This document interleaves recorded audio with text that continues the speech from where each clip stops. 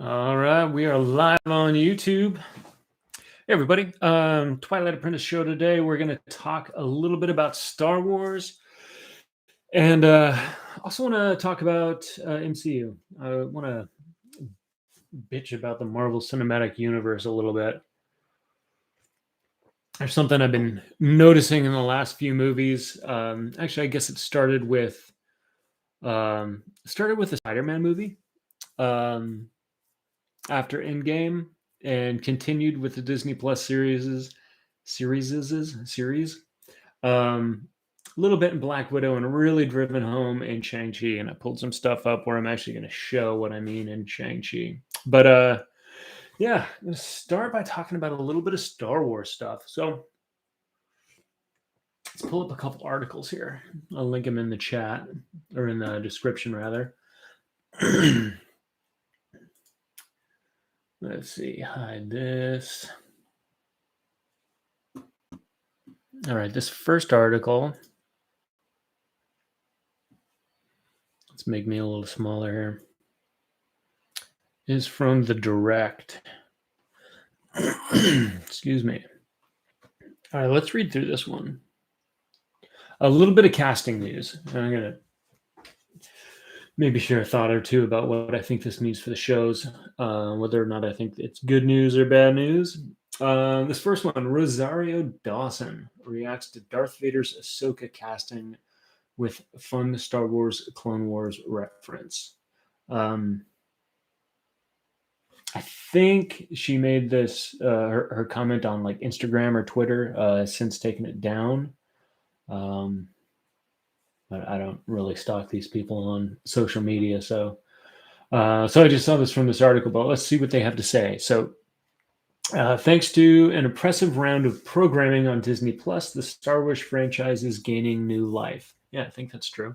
Having helped launch the streaming service with season 1 of The Mandalorian on its first day of operation, more than a handful of new series will help add to the growing narrative over the next couple years. Included in this new slate is Rosario Dawson's Ahsoka, which will be the hero's first solo story after her 7-season journey in the animated The Clone Wars, and Dawson's second outing playing the Jedi after episode 13 of The Mandalorian, where she was fantastic. Originally introduced to help give the child, later known as Grogu, his true name, Ahsoka will have the opportunity to tackle her own journey after this episode and her last round of animated storytelling in Rebels. She was also great in Rebels. And maybe the coolest Darth Vader and Ahsoka stuff was in Rebels. Additionally, well, maybe the only so far that we've seen. Additionally, helping deliver her next journey will be prequel trilogy star Hayden Christensen, with rumors that his Anakin Skywalker will be seen as a Force ghost. Now, after this news, the show's star has shared her excitement for this rumored casting addition. Here it is. In a since deleted post, that's where I saw that. In a since deleted post, Ahsoka's Rosario Dawson took to Instagram to welcome Hayden Christensen after news broke that he would reprise the role of Anakin Skywalker, Darth Vader, in her solo Disney Plus series. Referencing Anakin and Ahsoka's nicknames from the Clone Wars, Sky Guy and Snips, from early Clone Wars anyway, Dawson shared an image of Christensen with the news of his return as she shared her excitement for his comeback. Sky Guy, they know. See you soon, Snips. Yeah, a little callback to Clone Wars there. That's cool. It means Rosario Dawson may have actually watched at least some or most of the Clone Wars stuff. I would hope so, but you never know. Sometimes I could imagine an actor just goes to work, gets the script, does the job. I think it's Harrison Ford is kind of classically not a Star Wars fan, just does it for the paycheck. Looks like Rosario Dawson kind of absorbs the character from the material. Anyway, the relationship between Anakin Skywalker and Ahsoka Tano was one of the driving forces behind the Clone Wars, helping show Anakin's attempt to be a leader while showing Ahsoka's journey to becoming a Jedi Master herself. This helped push Ahsoka's rise to stardom within the Star Wars universe before Rosario Dawson's live-action portrayal took fandom by storm, and I think it did. I know she was a fan favorite to play the character for a long time. I mean, as a animated Clone Wars fan, if she could have pulled it off, it would have been really cool to see Ashley Eckstein as Ahsoka. But I think Rosario Dawson was great. The only thing I'd be concerned about is, I mean, Rosario Dawson looks amazing for her age, but how old is Rosario Dawson? Let's pull that up real quick.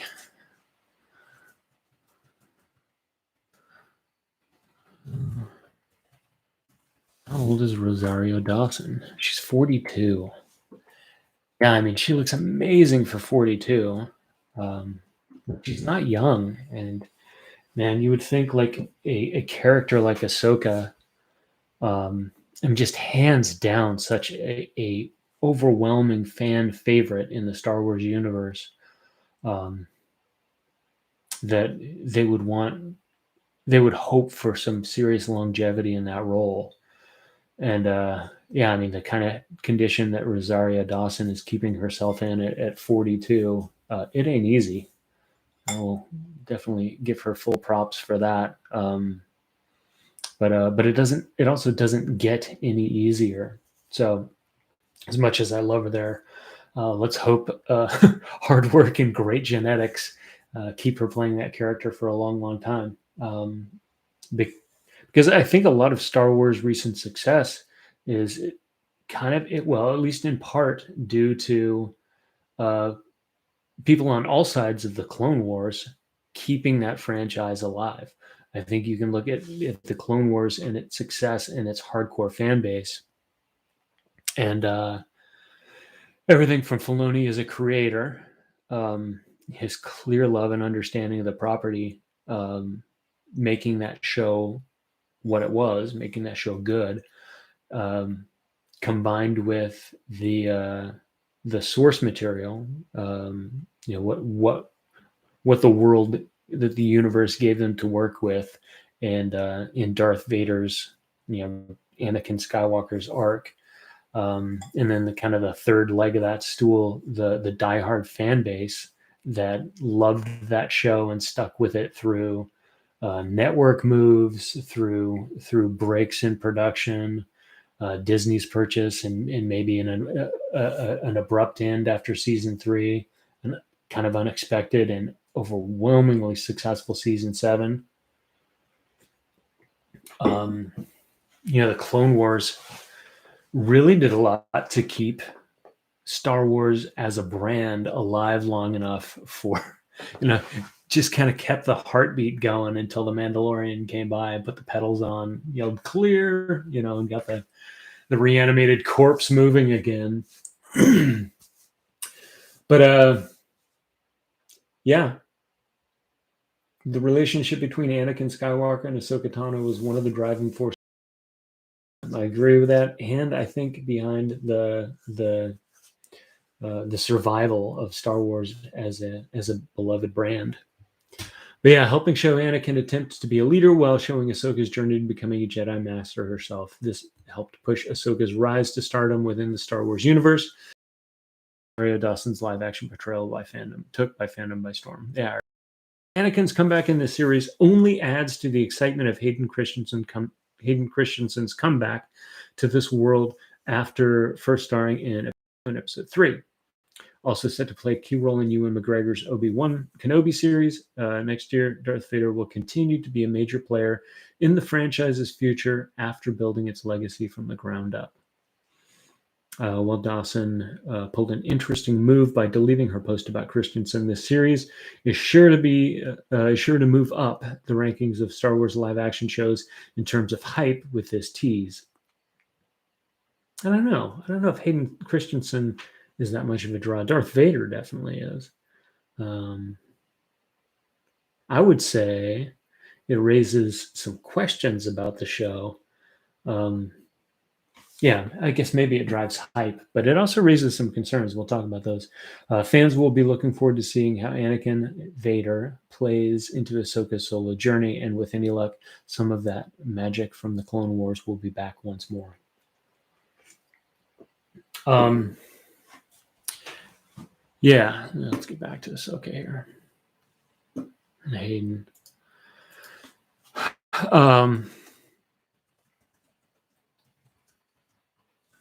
Pull this up.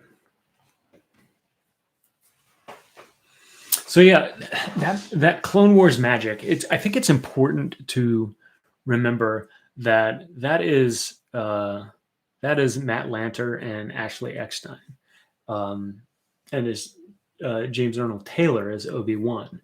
So if we're going to recapture that magic, those characters really have to be able essentially to transcend the actors, because that magic was really created by a very different team. And sure, the characters remain consistent. Filoni's still involved, but you have to heap credit on particularly Matt Lanter and Ashley Eckstein for just what a big part of Star Wars fandom was. Ahsoka's meteoric rise in popularity. It was on the backs of those actors, and obviously the animators who brought those characters to life on the screen. So, yeah, I mean, it's cool to have those components rumored to be coming together. The components being, Vader and Ahsoka, but will we have that same magic with Hayden Christensen and Rosario Dawson? I have, whether you love him or hate him as a person, I don't know anything about Dave Filoni as a person, but as a Star Wars creator, I'd like to say he has no misses, but Star Wars Resistance exists, and that show is unwatchably bad. I don't know exactly what role he played there, but his name is all over the top line of that thing. Maybe executive producer. I don't know if he wrote any of it, but good Lord, that was bad. Can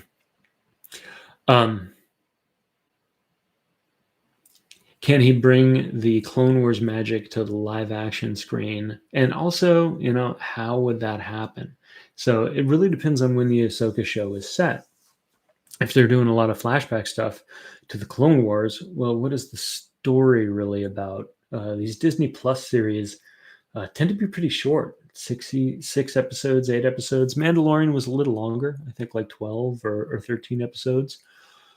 But the episodes themselves were pretty short. So, there's not a lot of story time. So if they're, filling a lot of that with flashbacks to Clone Wars era stuff where Anakin Skywalker and Ahsoka were together, how much are they going to be advancing this kind of shared universe Mandalorian verse storyline? Probably not very much. Or maybe, they're good storytellers. They're capable of good storytelling, I should say. Maybe they can pull something off. If you look at the Rebels era timeline, Ahsoka on the run, early days of the rebellion, and early days of Darth Vader, still hunting down the Jedi. That's some interesting storytelling, and could play pretty well with the Andor series. But that would predate The Mandalorian by quite a bit. So again, like, where are they going to set the Ahsoka series? Is it going to be pre-Mandalorian and more in that Rebels timeline? Maybe. I mean, Disney has shown a willingness with the Obi-Wan series to go back to pre-Luke Skywalker timeline. They've shown a willingness with Andor to go back to a pre-Rogue One timeline. So maybe we're getting an Ahsoka series that is, not part of the whole Mandoverse setting up, ostensibly setting up the Return of Thrawn and the retaking of Mandalore, whatever it is they're working to there. I think given Well, I would be there for that, right? If they do good Ahsoka stories, I don't care where they set them. And the I'll look at the channel name. Obviously, I'm a fan of the whole era with Rebels, Spectre Squad, Ahsoka, like early Darth Vader. Maul is still kicking about. I'm a huge fan of that whole era. I would love a show set in that, but I think given what we saw Rosario Dawson's Ahsoka do in episode 5 of season 2 of Mandalorian, she was specifically looking for Thrawn. I think it's more likely we get a hunt for Thrawn, perhaps a hunt for Ezra Bridger, and I think he's been cast too. Space Aladdin has been cast as the Disney Aladdin guy. Great casting, as far as I'm concerned. But if he's been cast again, it's probably more likely that we'll get that, and that will tie in more to the timeline of the Mandalorian than we would to roll back to more like a Cassian Andor era timeline.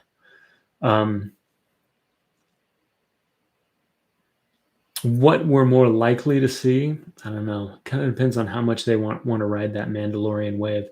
Personally, I would rather see Ahsoka stories from the Rebels era. I don't think they're going to make a live action version of Clone Wars in Clone Wars era. It would be super sweet if they did. I just don't see that happening. But given that they're doing Obi-Wan, given that they're doing Andor, they could, and I think that's really safe space, right? Playing between Rogue One and A New Hope, playing between A New Hope and Empire Strikes Back.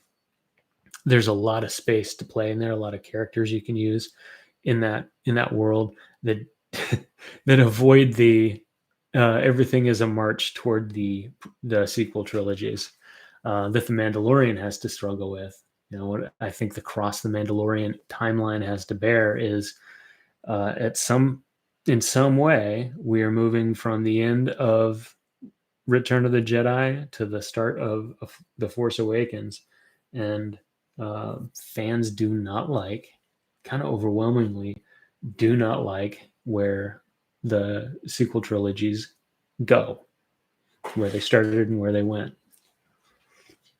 My dog just pawed the door open and scared the crap out of me. Come here, Dina.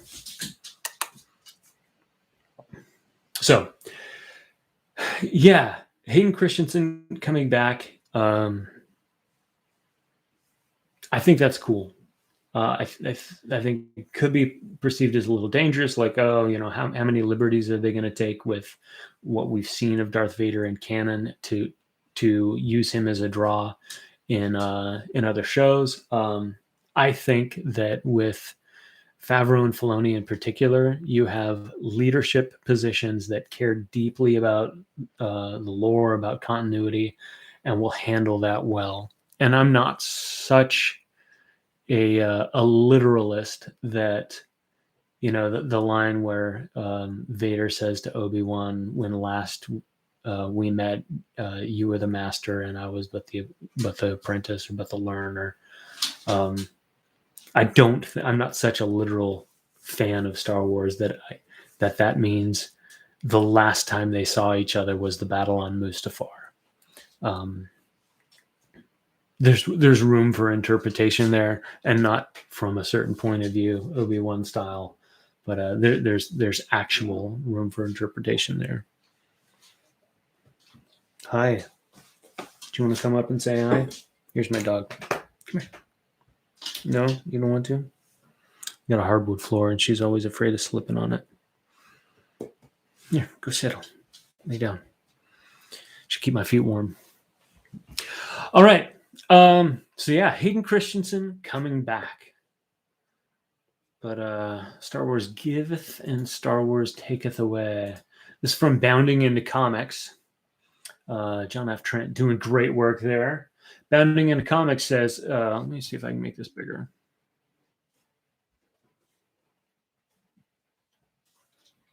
There we go. I can make me a little bigger too. Everybody wants to see me, right? Sasha Banks says she will not return for The Mandalorian season 3. Let's see if they tell us why. Sasha Banks, also known as Mercedes Caster Varnado. Didn't realize she had another name. Sasha Banks recently revealed she would not be returning for The Mandalorian season 3. Cool poster, by the way. Night Owls. For the record, couldn't even get past the first sentence. Where's she at? Here. Let me full screen me.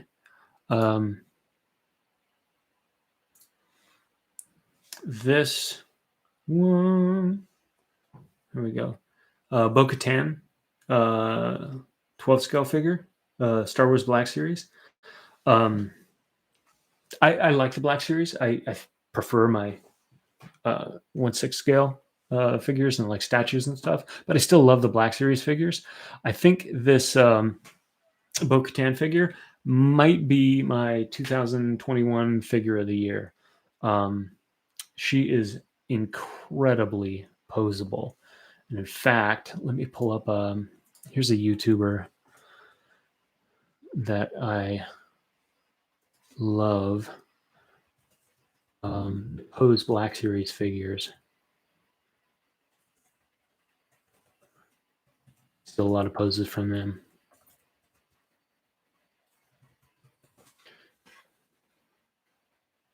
There they go. Action Display. I'll put a link to their channel. Check these guys out. Black Series is cool.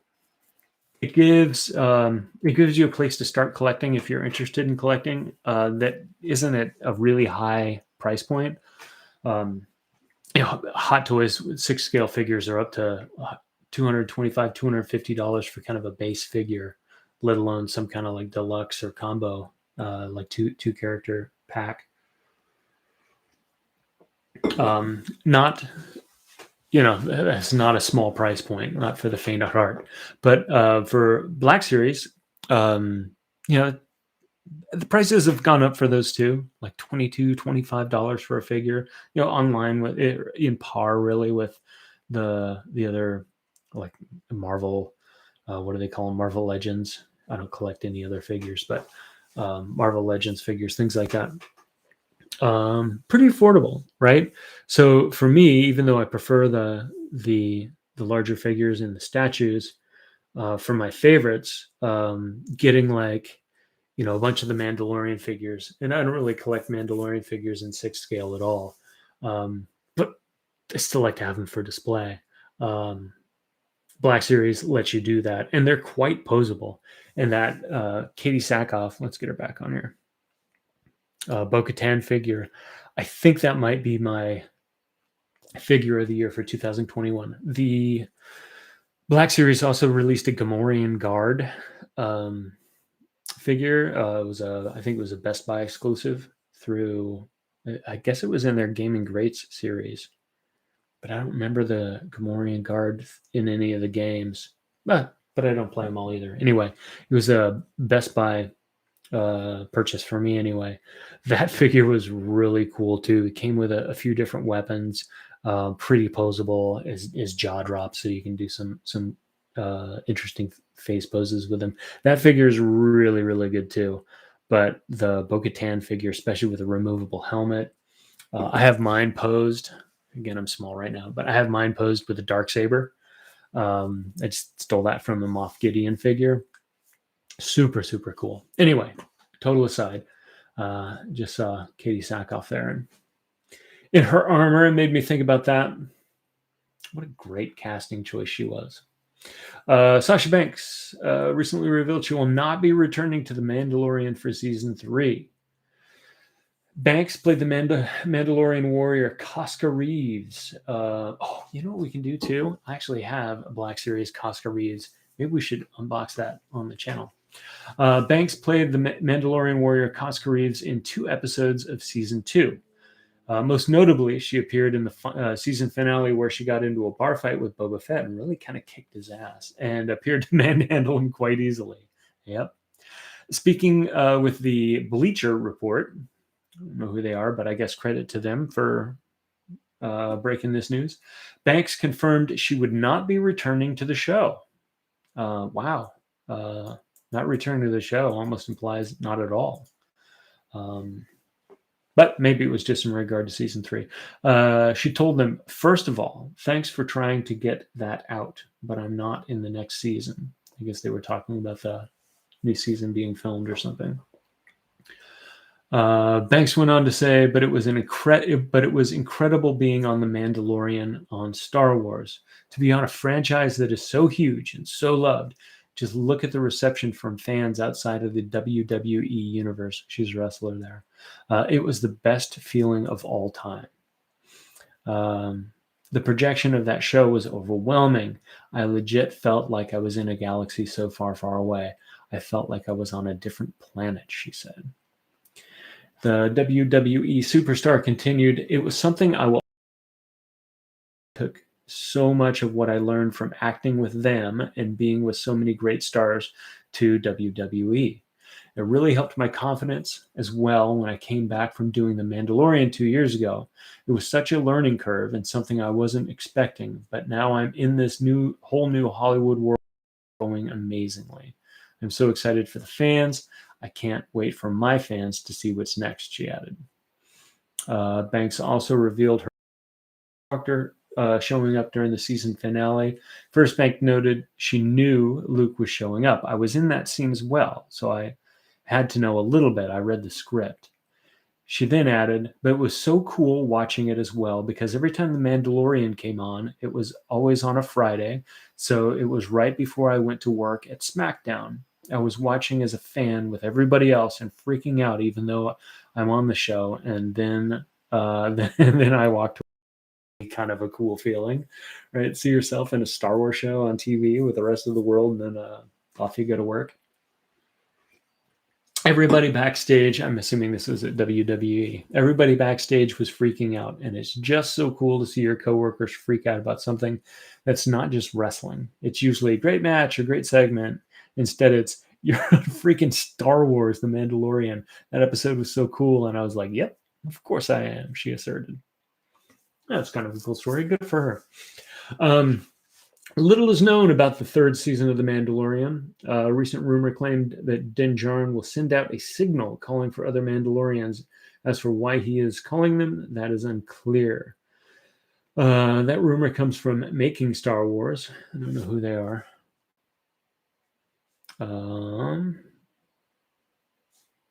News site, I guess. That rumor comes from Making Star Wars and the site's editor-in-chief, Jason Ward. Ward notes, while details are still sparse, it sounds like disparate individual Mandalorians from around the galaxy will answer a call Din Djarin sends out to the galaxy for help.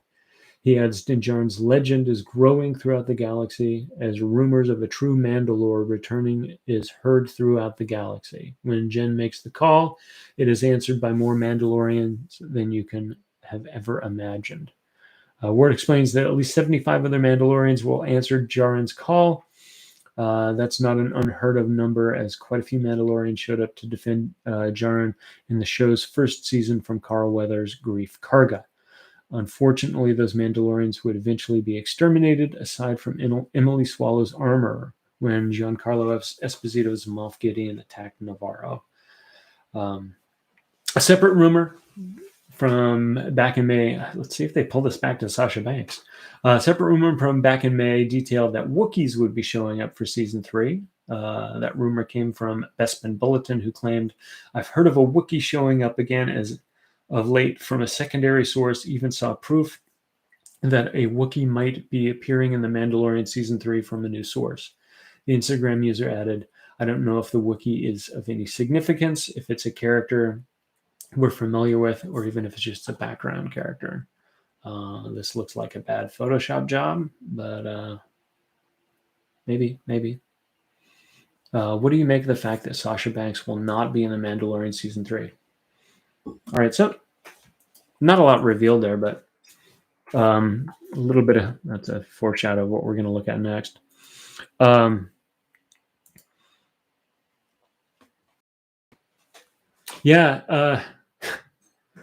we'll see what happens there. Here, let me mute real quick. I'll be right back.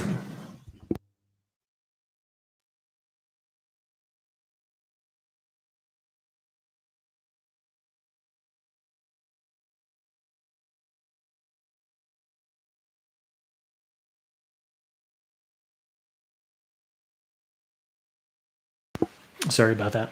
Let the dog out. Yeah, we've lost some characters for Mandalorian. Obviously, the big one, Gina Carano, was supposed to have her own show. We're not going to see her back. I can't imagine she'd want to come back, even if Disney brought a pile of money to her. She seems to be doing her own thing, and I kind of got a raw deal from a company that was being hyper political and sensitive to online presence rather than to, being good business people. And then without Sasha Banks coming back, a lot of that kind of core crew that rescued Grogu at the end.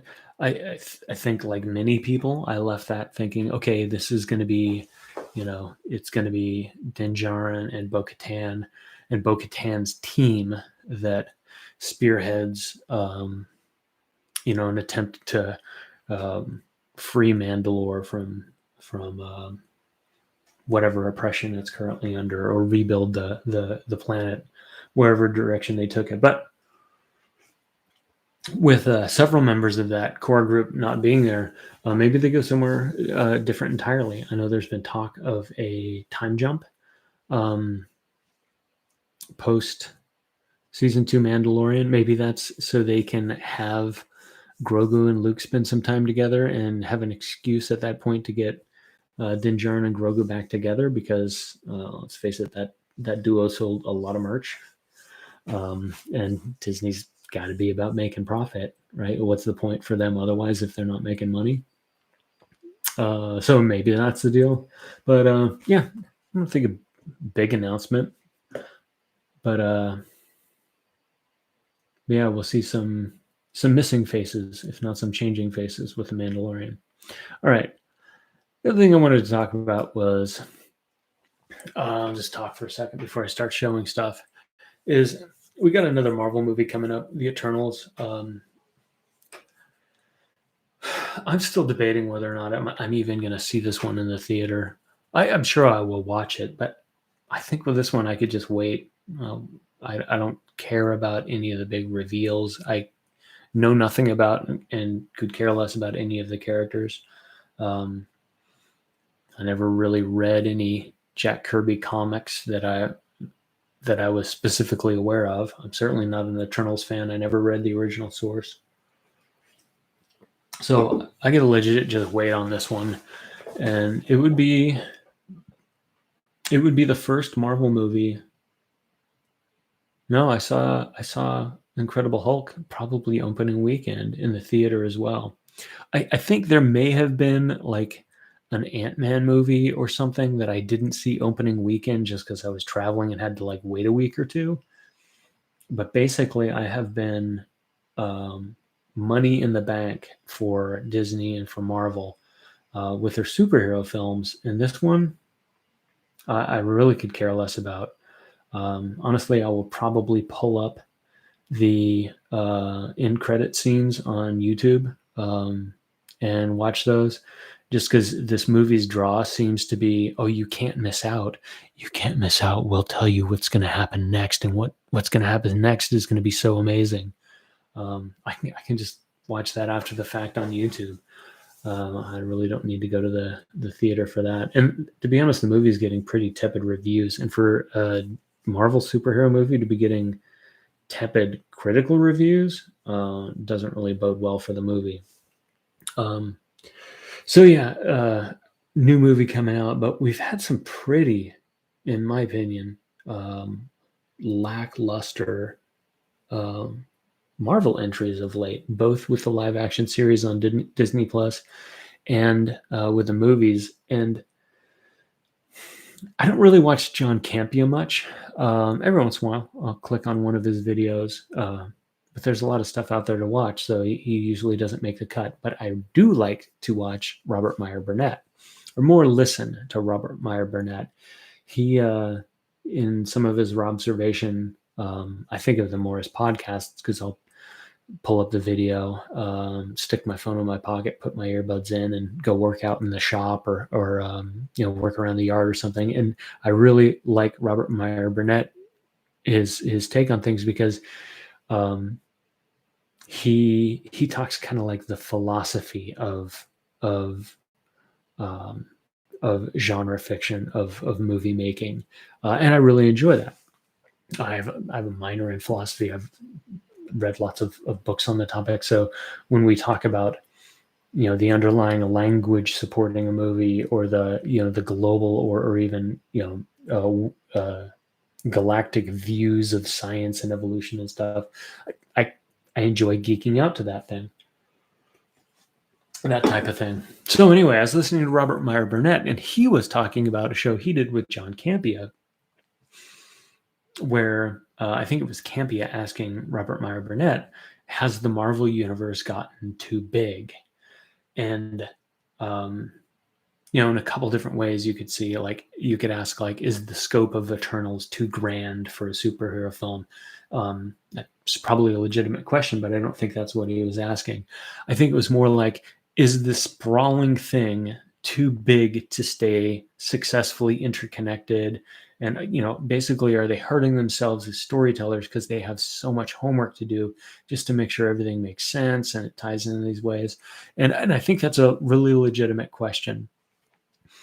I would argue, however, that some of the struggles of Marvel Phase 4 aren't because the MCU itself is too big. That may be the case, but I think many of the struggles we're seeing from Marvel Phase 4 are that they have managed, through their storytelling, like actual choices they're making, they have managed to make the cinematic universe Marvel is in seem small, seem unimportant. And the movie Shang-Chi, I think, was, I don't know if it was the biggest problem, but for me, it had some of the best examples of how this is happening and why. In a nutshell, I would say that these Marvel movies are making small stories, small-minded stories, low-impact stories, and then not showing us these things, but telling us that they're so important, they're critical.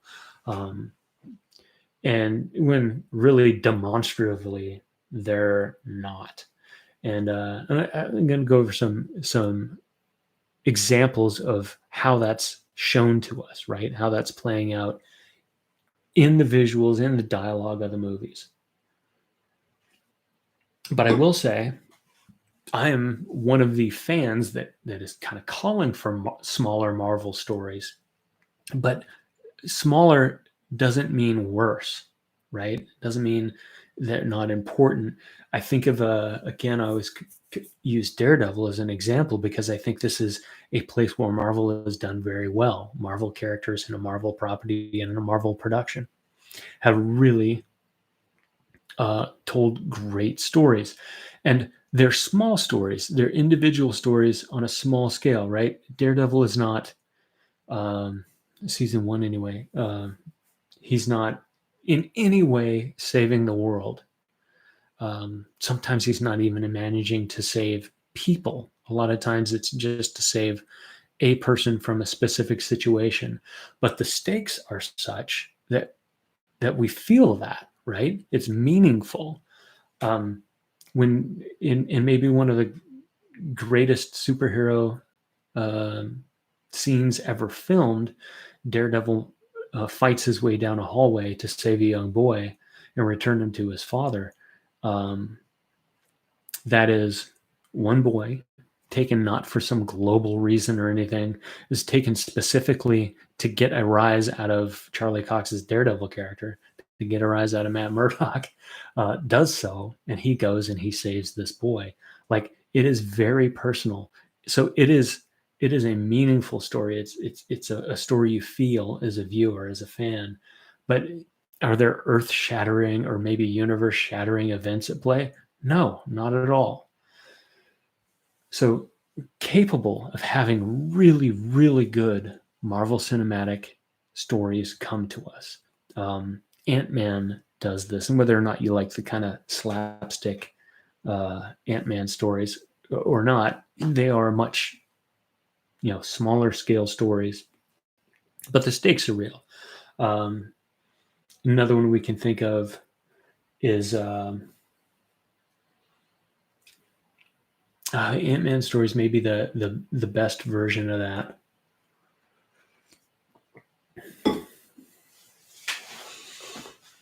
I would say Iron Man 2. That's pretty small scale. Like nobody's trying to dominate the world there. I hesitate to use that one though because I think it's generally considered to be one of the weaker Marvel films.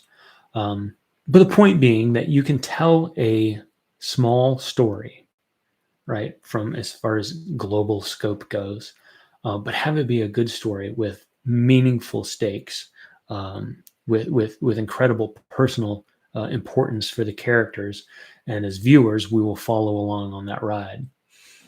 I think Shang-Chi is indicative of a lot of Marvel storytelling as of late, and it is specifically small storytelling, but we're told that it is big. We're told that it is important.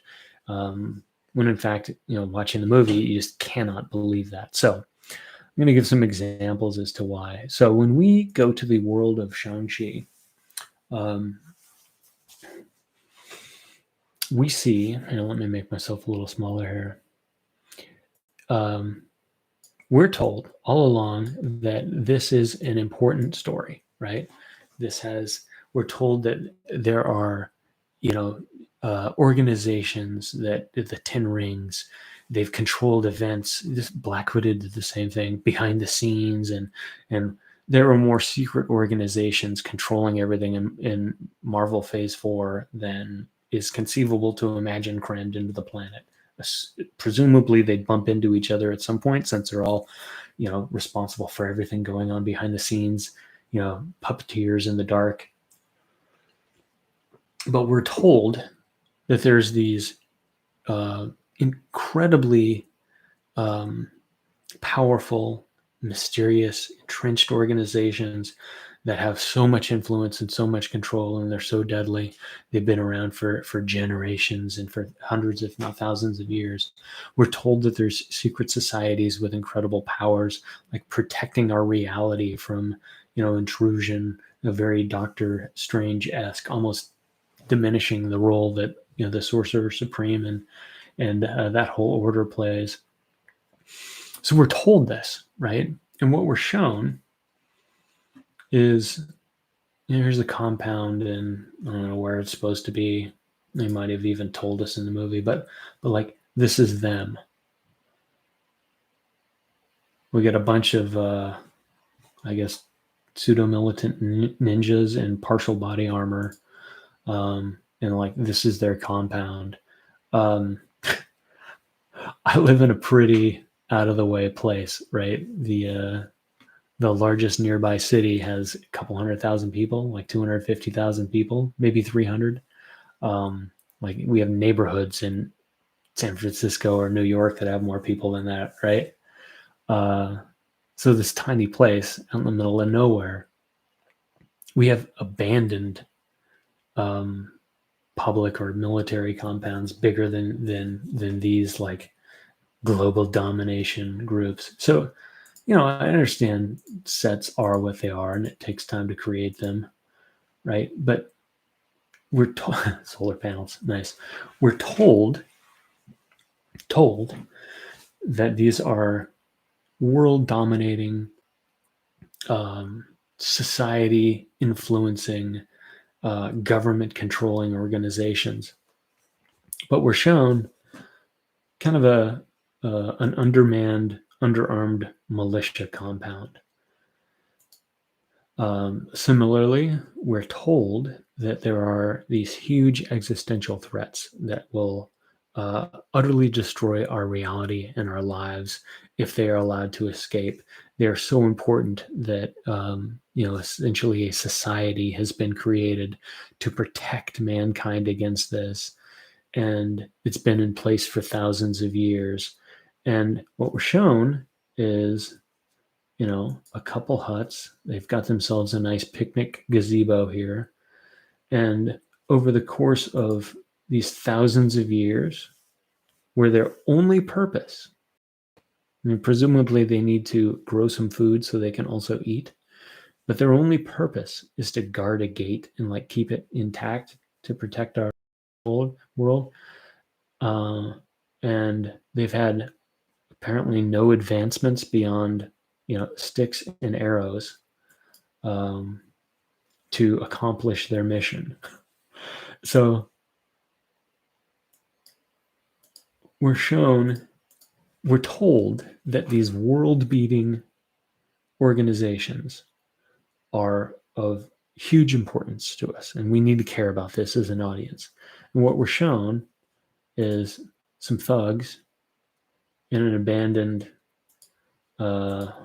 military compound, and some pastoral, I don't know if they're passive. I guess they're not passive since they trained for combat, but this peaceful pastoral society who's got like, I don't know, a handful of dozen people. And it's the only thing protecting us from this huge existential threat.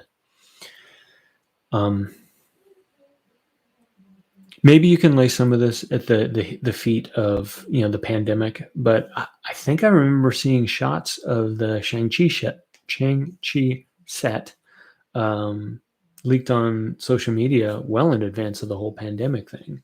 So I think this was planned as intended. Maybe at the end of the day they didn't have as many extras and stuff because pandemic concerns, but so much of this movie was CGI anyway. The scope and scale seems kind of intentional. And then, so we're shown the size of these organizations. We're told they're important, but their size doesn't reflect that. We're also intended to believe that, since they are so influential and so important, they should be good at what they do. But like I mentioned, this pastoral protective society has done it. They have one goal, and that's to protect against these threats, right? But they've done a pretty bad job at it if they, haven't advanced their technology at all. Well, not even presumably, most definitely, threats have evolved over time. Maybe not the one they're protecting that's sealed away, but other threats, right? The threat at the end of the day isn't the thing escaping the seal. It's something coming in and breaking that protective barrier and letting that thing free. So the threats were, external and obviously evolving. They've seen this because we're shown in the movie that people have come before to try to gain access to their pocket dimension or whatever it is that they're protecting us from, this soul eater. Yet they've done nothing. So they're important. We're told they're very important, but we're shown that they're small. We're shown that they're unwilling or incapable of growing on pace with the threats. They're bad at their job. So similarly, we see that this generation spanning, hundreds of years spanning domestic threat that is the Ten Rings organization apparently has evolved beyond the use of firearms. It's more important for them to use some stun sticks and like crossbowy energy weapon things that don't have much impact, rather than like this whole movie at any point, like one dude with a machine gun standing at a gate utterly invalidates the entire plot. And I get it, like it's hard in storytelling to deal with modern technology. Like even just looking at role play games, if you do or we talked about Star Wars earlier. If you do a Star Wars campaign, it's tough as a running a game to say, like, how do we get around modern telecommunications, right? If everyone has perfect information, it makes storytelling really hard.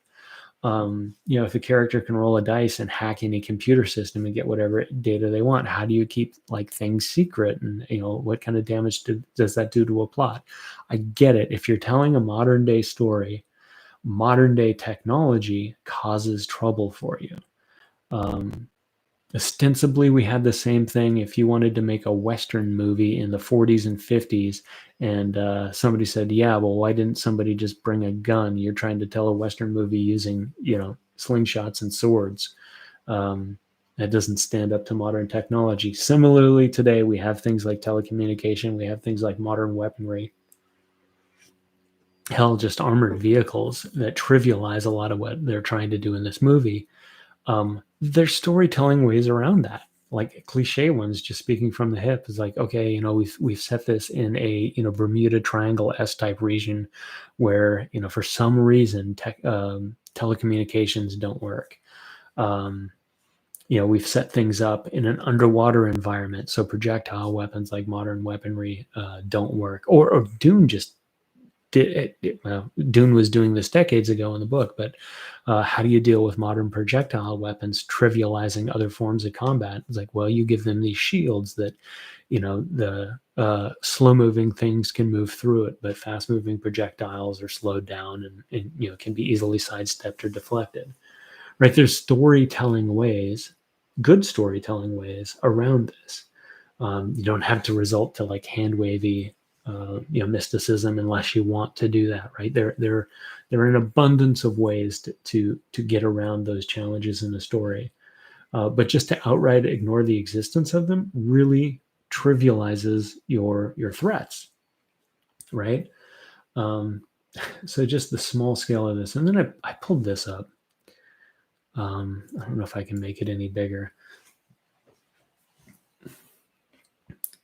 but the in addition to the kind of general scope problems that the Marvel Cinematic Universe has right now, Phase 4, like if you look, obviously we're supposed to be looking at these two faces, right? They're in the foreground. We're moving our focus toward them. That's where our eye is supposed to be. But if you're watching this in the theater on a huge screen, you can't help but notice that, this guy in the back is literally just spinning in a circle. That this person here is thrusting his quarterstaff down into the ground at nothing. This person here is thrusting his, on the other side, mind you, everybody's fighting with quarterstaffs. This person is thrusting his quarterstaff into the sky at nothing, right? This guy here, he's just jumping up. He's just leaping and drawing his knees up to his chest as far as he can, right? We have had some amazing cinematic battles in the MCU, and now we're getting more and more stuff like this. And I don't know if it's cost cutting or time crunch. I don't know what the problem is, but it's really making for small, unimportant stories, and it's stretching credulity as a viewer. Right? I see a fight like this, and it's really hard to think that anything important is at stake. And it's not just comparative to other things we've seen in the MCU that have been great.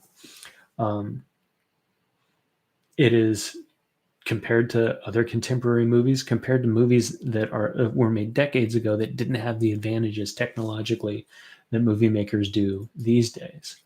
Again, right? In the battle for what we're told is potentially the existence of our planet, of our species, we're looking at this vast army arrayed to protect us. The other thing I think these stories are doing, and why they are kind of small and indefensibly small, is contrivances like this magic forest that's supposed to keep everyone away from this magical seal. In a time where humankind was on foot and this soul-sucking dragon was locked away, yeah, maybe this was a deterrent. at a time where humanity was on horseback, maybe this was a deterrent. Even at a time where humanity was in powered vehicles, apparently this is potentially a deterrent.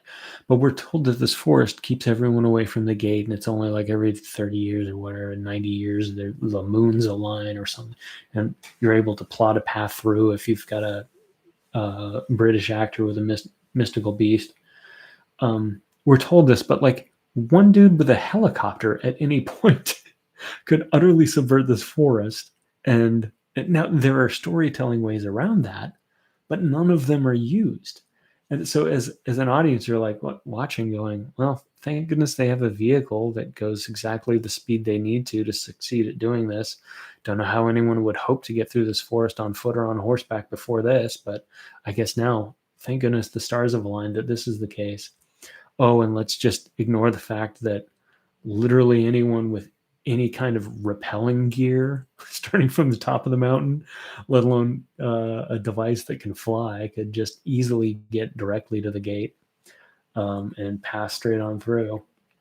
It's and maybe this makes for great merch, right? Maybe they thought Shang-Chi toys would sell and they'd be able to make a 6-scale version of this car with the teeth on it and it would be all cool, and it's great product placement for whatever brand of vehicle this is.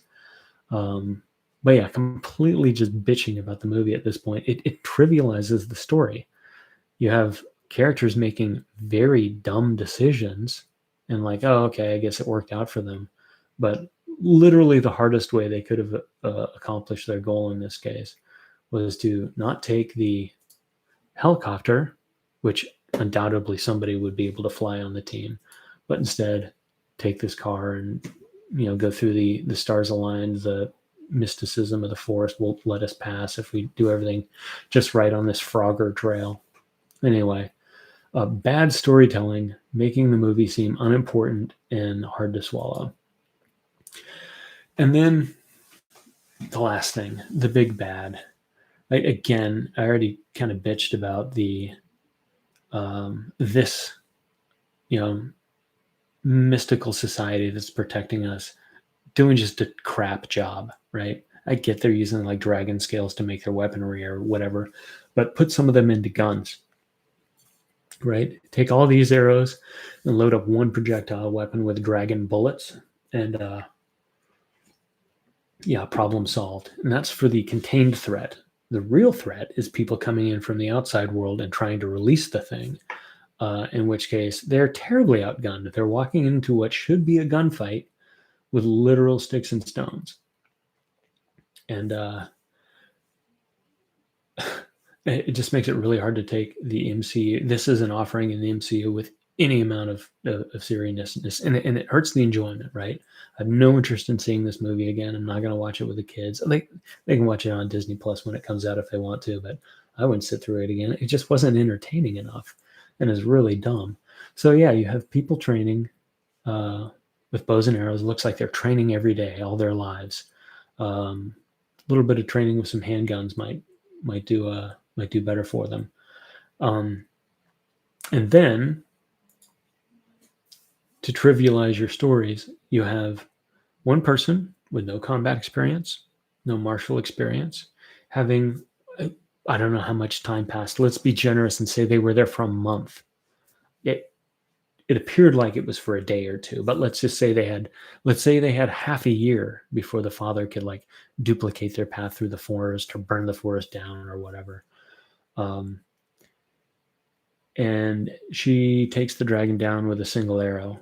Boy, they really should have brought Hawkeye, right? This fight they should have broken the seal themselves just to let Hawkeye kill the thing. If all it takes is one of these dragon arrows, right? He could have done it with no drama, probably with his eyes closed in the dark, and problem solved.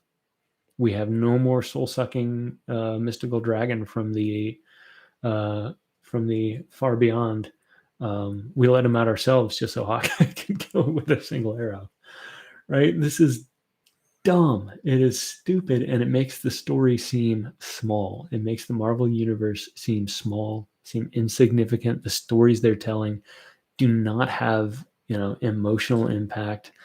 They do not have any feeling of weight or importance.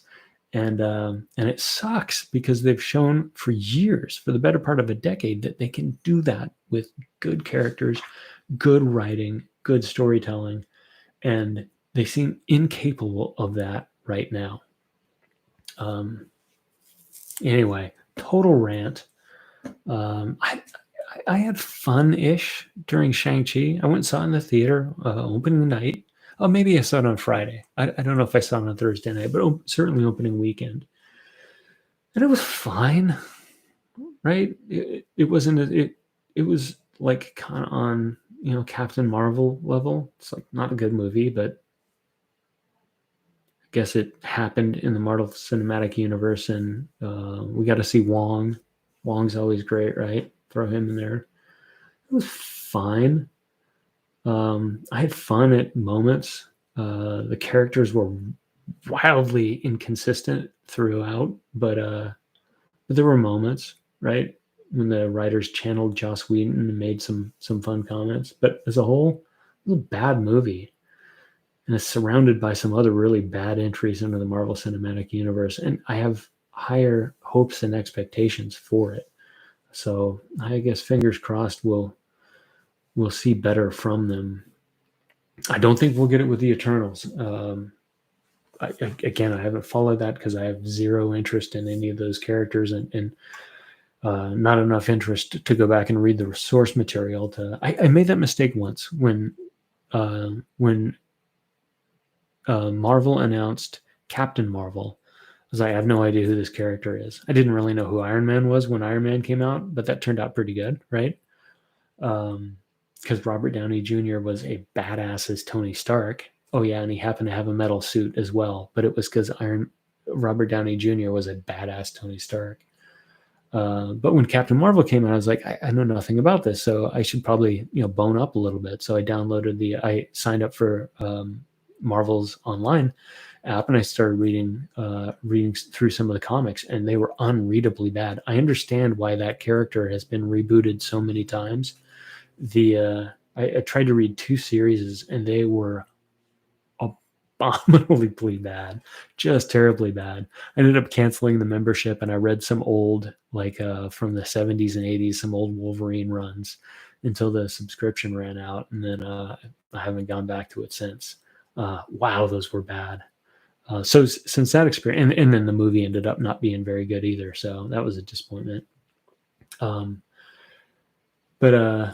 But since then, I'm not going to go back and read the Kirby runs, or I guess there's multiple runs. Neil Gaiman did the Eternals. I'm not going to go back and read any of that just to bone up on my Eternals knowledge before watching the movie. I'm just probably not going to watch the movie.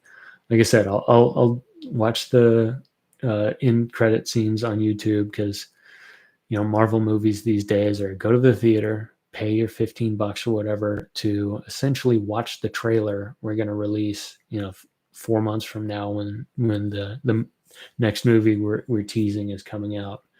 You get to pay for the privilege of an early YouTube preview. Kind of what they're about. Anyway, huge rant on Marvel.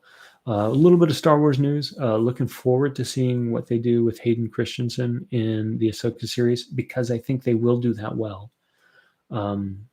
Fingers crossed that they do, but I think they will. Oh yeah, let's finish with this. Hold on one second. Got to grab something.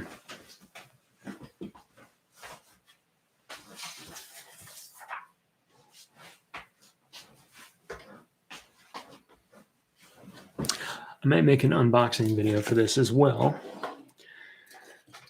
But since we talked about Costco Reeves, well, here, let's get rid of Marvel's Katie.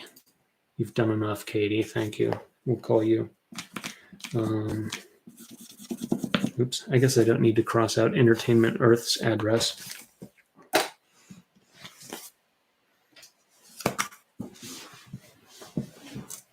Do I have anything I can open this with? I think all my tools are out in the shop. Yeah, got an order from Entertainment Earth, and I think I have a couple coming. There has been a big delay in a lot of action figures, and it's tied in with all the other supply chain stuff. I did a video on this a couple weeks ago, but some things anyway. Sorry, that's probably loud. Some things anyway seem to be moving, and I got this package in from Entertainment Earth, and I think this one is. Oh nope, I was wrong. I thought this one was Costco Reeves, and I was going to open it because we talked about it.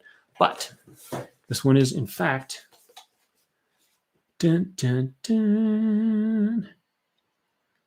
Oops, a little bit of glare there. The Bad Batch. There we go. Got a little tech action. I enjoyed the Bad Batch. I brought that up on live stream before. Thought it was great. As far as first seasons for Disney animation goes, not the worst one. And I think Omega's cool. We'll probably see her in live action at some point. Probably not yet, but I think they're definitely going that way. And Clone Wars characters are kind of Lucasfilm. Disney really wants Disney era characters. They want the characters they've created. And, Bad Batch is there. I've got some 6 scale Bad Batch. They've only done 2. I think they did Hunter. Well, I know they did Hunter. I think they did Hunter, and it might be Tech, or maybe it's Echo. I think they did Hunter and Echo. Hot Toys did from the Bad Batch in 6 scale, and they're not out yet. But I pre-ordered them. I don't know, whenever the Bad Batch was released. I think they're supposed to come out Q1, Q2 next year, so I'll probably see them in 2023. But I'll pick up the others if they make them. Specifically, I'll pick up Omega if they make her.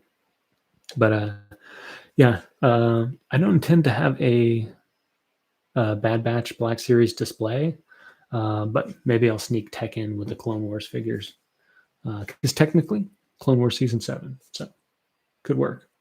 Anyway, I'll unbox that on a different video. But that's all I got for today. If you watched the show, definitely gives me a thumbs up if you like this kind of thing. And if you stayed to the end, maybe you like the kind of thing I'm doing. So subscribe and help me out in that way. Otherwise, have a great day and bye.